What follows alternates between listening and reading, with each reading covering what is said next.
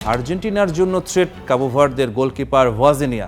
চলতি বিশ্বকাপে কাবো ভার্দে যে বারবার চমক দেখিয়েছে তার পেছনে ভজিনিয়ার অতি মানবীয় কিছু সেভ রয়েছে। তার সবচেয়ে বড় শক্তি হলো তার শারীরিক উচ্চতা ও রিফ্লেক্স। পেনাল্টি স্পট থেকে শট নেওয়ার শেষ মুহূর্ত পর্যন্ত তিনি নিজের পজিশন ধরে রাখেন এবং উইং স্প্যান ব্যবহার করে ডাইভে বলের নাগাল পেয়ে যান। আর্জেন্টিনার এমিলিয়ানো দিবু মার্তিনেসের মাইন্ড গেম দেখে অভ্যস্ত ফুটবল দুনিয়া, কিন্তু ভজিনিয়াও পেনাল্টি শুট আউটে কম যান না। স্ট্রাইকার শট নেয়ার আগে লাইনে দাঁড়িয়ে তার মুভমেন্ট রিড করা, চোখের দিকে তাকিয়ে চাপ তৈরি করা এবং নিজের বিশাল শরীর দিয়ে গোলপোস্ট ছোট করে ফেলার মনস্তাত্ত্বিক খেলায় ওস্তাদ ভজিনিয়া। এখানেই আর্জেন্টিনার ট্যাকটিক্যাল অ্যানালিস্ট মাতিয়াস মানার ভূমিকা হবে সবচেয়ে গুরুত্বপূর্ণ। ভজিনিয়া পেনাল্টি শটের সময় সাধারণত কোন দিকে ডাইভ দিতে পছন্দ করেন, তার ক্যারিয়ারের পেনাল্টি সেভের ডেটা এবং দুর্বলতাগুলো মেসি আলভারেজদের ল্যাপটপের স্ক্রিনে নিখুঁতভাবে বুঝিয়ে দেয়াই হবে মানার প্রধান কাজ। নেপথ্যের জাদুকর কে এই মাতিয়াস মানা?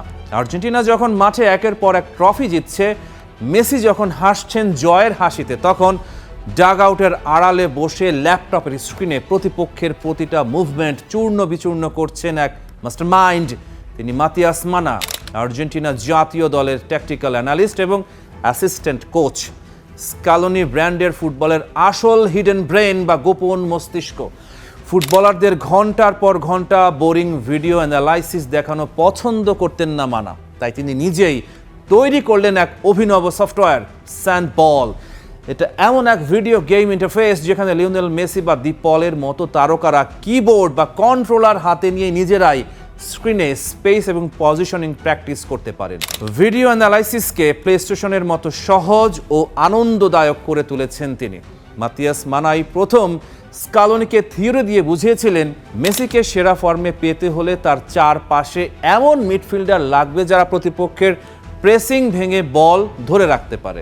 এনজো ম্যাকঅ্যালিস্টার আর ডিপলের মিডফিল্ড কম্বিনেশন মানারই মস্তিষ্ক প্রসূত। ইউরোপের যান্ত্রিক রোবোটিক ফুটবল দর্শনের ঘোর বিরোধী মাতিয়াস মানা। তিনি বিশ্বাস করেন আর্জেন্টিনার ফুটবলের আসল শক্তি লুকিয়ে আছে স্ট্রিট স্মার্ট ইন্টেলিজেন্স বা রাস্তার ফুটবলের চতুরতায়। ফুটবলে ক্ষণিকের জন্য থমকে গিয়ে পাস দেওয়ার যে ঐতিহ্য, সেটাকে আধুনিক ডেটার সাথে মিশিয়ে আর্জেন্টিনা দলকে এক অপ্রতিরোধ্য রূপ দিয়েছেন তিনি। Rahman pair, star play.